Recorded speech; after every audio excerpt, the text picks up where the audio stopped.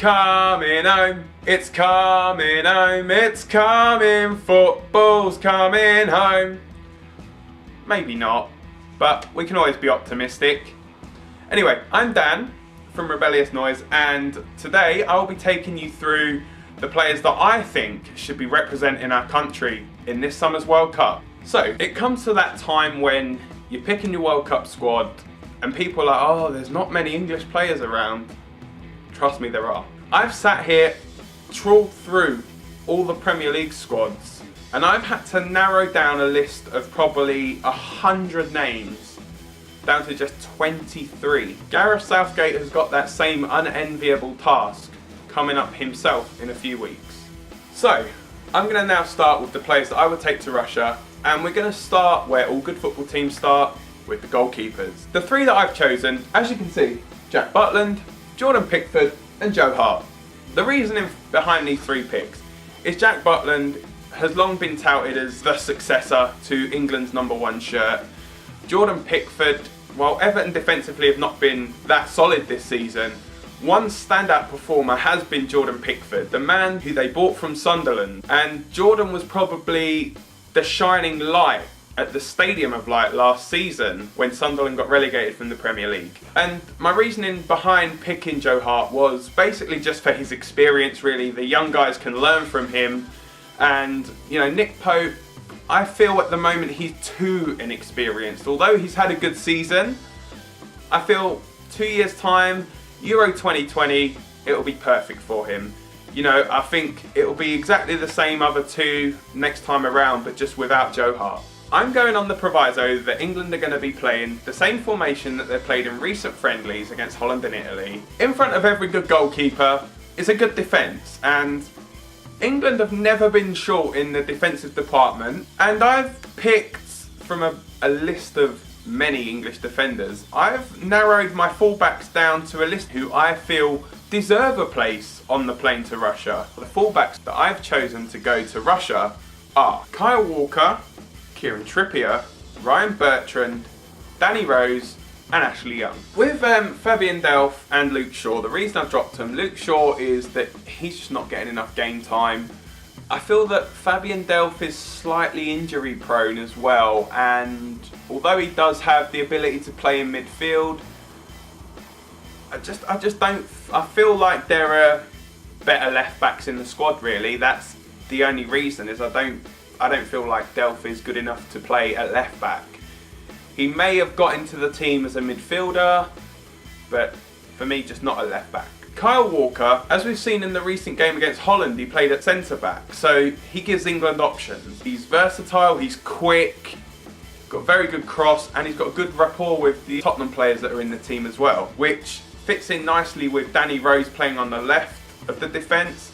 He can link up well with players like Eric Dyer, Dele Alli, Harry Kane. Adding on to that Tottenham connection as well, Kieran Trippier, another Tottenham fullback. You're seeing there's a recurring pattern here. I'm not just going to go through the entire Tottenham squad and pick every player from Tottenham because, well, they're not all English.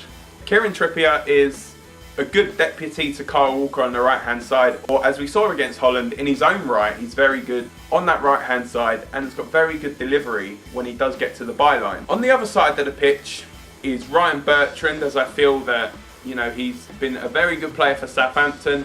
You know, I like him quite a lot. I think he's got very good delivery as well. He can take corners and free kicks as well, which is also a big bonus for the England team. So with Ashley Young, he's a winger by trade, which is why he fills into the fullback role so naturally, really. It's just he's going back slightly more sometimes than he would be going forward. I've always been a big fan of Ashley Young, even before he signed for Man United, back when he was playing at Watford, Aston Villa. You know, he's always had very good corner delivery. You know, he's taken some good free kicks, he scores goals. And I think Young's one of those players that, depending on what system Southgate decides to play in Russia, he could play at left back, he can play right back, he can play further up the field. I feel that's more why I'd be leaning towards taking somebody like that who can play both sides and can also play in the midfield roles. The outside pick for the left back jersey would be Luke Shaw. He was the natural successor at left back. Everyone was raving about Luke Shaw, but for some reason Jose Mourinho just doesn't fancy him at left back, and that's testament to how well Ashley Young's been playing, that Young is actually keeping Shaw out of the Man United team. For that reason, I don't really think Gareth Southgate will take him. So now we move on more towards the spine of the team, the centre halves. This was quite an exhaustive list, actually. I had numerous names. I think there was over 20 names on this list to start with, but I've narrowed it down, as you can see. I've got a list here of 8 central defenders, but for my team, I'm only going to be taking 4. The reason that I'm picking 4 is because, as we've seen, Kyle Walker can drop into a centre-half role, and for the midfield, Eric Dyer can also drop into a centre-half role. That would make then 6 central defenders in the squad. So if we're playing 3 at the back, that's 2 totally different back 3 combinations that Gareth Southgate could go with. So, the 4 that don't make the cut, unfortunately, is Gary Cahill, just because I feel as though he's not playing for Chelsea much at the moment, and I feel like the players that are around him are younger and they're a lot quicker than him as well. So with the pace that's in the game at the moment, they'll be able to get back a lot quicker. Jamal Lascelles, although he's Newcastle's captain, he was an excellent player for them last season. He's been a very good player this year. I just don't feel he's got that experience at international level yet. He's another one like Nick Pope that you're looking forward 2020, 2022 World Cup, he could even play in those. Who knows, he could even be the England captain at that point. That's how good I feel this guy is. The other 2, it may surprise people that I'm not actually picking a Manchester United centre-half pairing. The reason for me dropping Jones and Smalling is simply Chris Smalling, as Southgate himself has said, he's not good enough on the ball for what he wants. I feel like there's too many mistakes in Chris Smalling's game as well. And Phil Jones, it's another one of those, he's too injury prone, and I don't want a whole team full of injury prone players really. He's a good footballer and he does have the flexibility of dropping to midfield or right back. I can't find a spot in the team for Phil Jones with the 4 that I've chosen.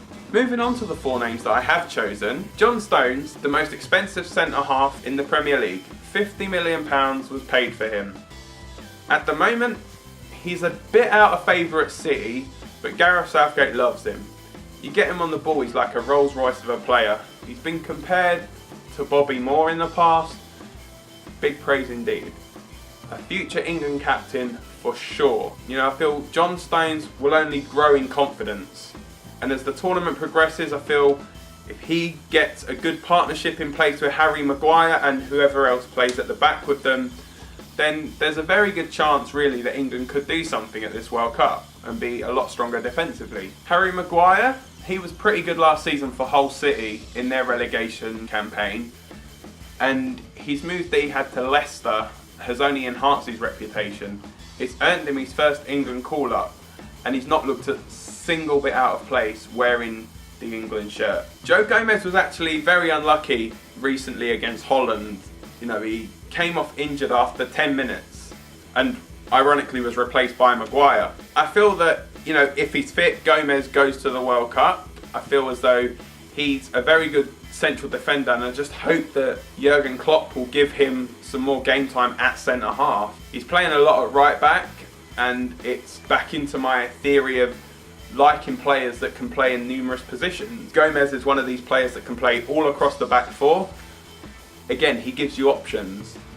Michael Keane was one of the most sought after players in the transfer window last season, but it was Everton that won his signature. I feel as though Michael Keane's relationship with Jordan Pickford as the Everton goalkeeper and centre half will work really well in this. The communication between the 2 will be beneficial to the England team. I feel as though the 4 that I've picked are actually a very good choice for England's central defenders. They're all interchangeable. They can play in a back 3 and a back 4. We've seen Keane at Everton, they've played back 3s and back 4s this season. The other teams not so much, but they look like they're quite comfortable in England shirts playing that system. Carrying on with the spine of the team, we now move on to the central midfield role. This is probably the place where there's been the most debate about who's going to go to the World Cup. As you can see, there's a list here of 8 players that I've selected. I've selected them for different reasons, but there are 4 on the list who, unfortunately for me, don't make the cut. The 4 that don't make the cut are the 2 Liverpool players, Lallana and Oxlade-Chamberlain, Jake Livermore and Danny Drinkwater. The reasoning behind it is just that I don't feel that they would fit into the system that I would want to play at the World Cup. Lallana would be on the list of backup players for sure. He'd be probably my first reserve if anybody was to pull out. As with Oxlade-Chamberlain, he's the same flexibility. He can play centrally, he can play left and right. He's even played as a wing back for Arsenal a couple of times before he moved to Liverpool. Jake Livermore, Danny Drinkwater, I just don't feel as though they're in good enough form at the moment. And so the 4 that I've gone with are Eric Dyer, Jack Wilshere, Jonjo Shelvey and Jordan Henderson. That may surprise people. Jordan Henderson is a player that I have gone on record of saying that I don't actually like. For some reason I can't stand Henderson as a footballer, but I do feel like he brings something else to England. He brings somewhat of a calmness to the squad. You know, he can get the ball down, he can play. Plays it to feet, always looking to go forward. Eric Dyer is one of those that he can slot into a back 3 or a back 4 quite comfortably. He does it at Tottenham. He can also play the holding role. So if he does go with 3 centre backs and needs someone to protect them, Dyer's your man. Jack Wilshere and Jonjo Shelvey, for me, they're similar-ish players where they're both looking forwards at all times and they can pick passes. If you needed somebody to pick a 30-40 yard pass out of nowhere, you would look to either Jack Wilshere or Jonjo Shelvey. The only issue with Wilshere is, will he stay fit? He's probably one of the only 2 injury-prone players that I've picked in the team. Although he is injury-prone, Jack Wilshere is a player that I've long admired. The fact that he can get on the ball, he's always looking to play forward, you know, he can pick a pass. He's just one of those players that gives England something different. He gives us that edge, that attacking prowess. Although recently dropped from friendlies, Jack Wilshere has been pretty decent this season with regarding his injuries. He seems like he's not getting the major injuries anymore. They just seem like they're little minor knocks here and there. But if he can stay fit from now until the end of the season, I would have no hesitation in putting him on that plane. The next thing I'm going to do is I'm going to mix this one in, depending on what system England play. It's wingers and number 10, so players that are interchangeable in different systems where they could play left and right of the striker or just behind the striker. Theo Walcott, for me, is not the same player that burst onto the scene many moons ago when he played for Southampton. It's hard to think that Theo Walcott was the surprise name on the list for the 2006 World Cup when Sven-Göran Eriksson decided to take the 17-year-old out to Germany. However, 12 years on from that and still under the age of 30, Theo Walcott has not ever played a World Cup game for England. Unfortunately, he doesn't make my team, so that's not going to change anytime soon. As for Ross Barkley, I just don't feel as though he's been playing enough for me at Chelsea. He's had a big injury that he came back from at Everton. Ronald Koeman didn't really fancy him there. Sam Allardyce didn't fancy him. But he got his move to Chelsea. And although he's done well when he's played, he's not been a regular. So for me, I don't see where he's going to fit into this England team. The 3 that I've gone with are 3 players that are comfortable playing off the left and right. They're comfortable playing behind the striker. And even if you put them up front, they could do a job for you. And they are Jesse Lingard, Raheem Sterling and Dele Alli. Now, Jesse Lingard is probably having the season of his life at the moment. He has scored numerous goals for Man United and he scored his first ever England goal in the friendly against Holland. His relationship with Marcus Rashford, the way that they link up, is just something that I feel is vitally important for England. The little relationships that the players have with people that they're playing at their clubs, they know what each other are going to do. But I think Lingard is a shoo-in for the plane, as are Raheem Sterling and Dele Alli. Sterling has had a massive resurgence under Pep Guardiola.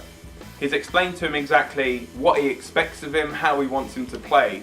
And the thing about Guardiola being such a good player himself, is he can show Sterling, this is what I expect of you, this is how I want you to do it. And Raheem Sterling has taken that on and has come on leaps and bounds this season. Dele Alli, another one of those England players that just looks a natural in an England shirt. He's probably the closest thing that we've had to Paul Gascoigne in a number of years. And his relationship with the likes of Walker, Trippier, Rose, Dyer and Harry Kane will be invaluable for us at this World Cup. Yes, there is slight doubts over his temperament at times, but I feel with the players around him being able to keep him calm, Dele Alli could be one of the big factors in England doing well at this summer's World Cup. Going through the list of strikers that I feel could go to the World Cup with England, I had to cut a list of 16 down to a list of just 6 English strikers. There's a name on the list that may surprise you, and that's the one that's right at the bottom of the list, which is Glenn Murray. He's one of the highest scoring Englishmen in the Premier League, and although he's not a very fashionable striker, he's one of those where he will be a handful for defenders. Unfortunately, he doesn't make the squad for me, nor does the man whose name sits just above his, Daniel Sturridge. I feel Sturridge is one of those who's injury prone far too much. For me, he's worse than Wilshere. Something about him, I just don't like the way that he plays. And so for that reason alone, Daniel Sturridge does not make my squad. As for the strikers that I will take, it's going to be no surprise that Harry Kane is top of the list. He is the man that we're relying on to score the goals for us at the World Cup. The other 3 I feel will fit into any system that England play really well. Vardy, Rashford and Welbeck have all played off the left and the right in England shirts or for their clubs. They're all also very comfortable playing through the middle. Vardy and Rashford especially have got pace to burn and will be a handful for defenders anywhere. Although Danny Welbeck is also someone who has been known to be injury prone, his record for England has been astonishing. It's like he saves his best football for when he pulls on an England shirt. For that reason, Danny Welbeck makes my 23. So now that I've been through the squad, I've been through each player individually, I've got one more pick to make, and that's the captain. The man that I've chosen to captain my England squad is Harry Kane. For me, Kane is everything that you'd want in a striker, and thus everything you'd want in a captain. It was somewhat of a tricky pick up because normally I would pick someone with more experience. Ideally I would have gone for Joe Hart, but I don't feel like Hart's going to play, and he doesn't play in my starting 11. As for my starting 11, I've gone for Jordan Pickford in goal, a back 5 of Kyle Walker, John Stones, Harry Maguire, Eric Dyer and Danny Rose. The midfield will be Jack Wilshere on his own pretty much, but with a bit of help from Dyer. Dyer will fill in that role with Wilshere. Just in front of Wilshere will sit Sterling, Alli and Rashford. They're not stuck to their positions, they will just interchange with each other and support the main man, Harry Kane. I feel as though this England team is pretty good. The only thing that I have really lacked is penalty takers. But then, it's an England team, there's no surprise there. So yeah, just let me know, do you agree with my picks? Do you disagree with my picks? Is there anybody that I've missed off of the list completely that you would pick? Just let me know, write in the comments below. You can tweet me, Dan_RebNoise. Don't forget to check us out, rebnoise.com. We're on Facebook, Twitter, Instagram. So that's it from me for now. But you can catch me again very soon when Gareth Southgate's official England squad is announced, where I'll be going through his picks and my picks, comparing the two and seeing for myself really how much I've got right from my own team to his team. We will be covering the World Cup through Rebellious Noise on the website. We'll also be covering it on Talk and Beans. There'll be another podcast coming out where you can hear yours truly joining the boys in the studio for our thoughts on England's inevitable exit from the World Cup. And if you want to hear any more about football and us talking football, you can go back and you can listen to the Euro 2016 podcast where I joined the boys in the studio. Tweet me. Tweet, tweet. Nicholas and El Cabral. Alright, cool. Anything else? No. Nah.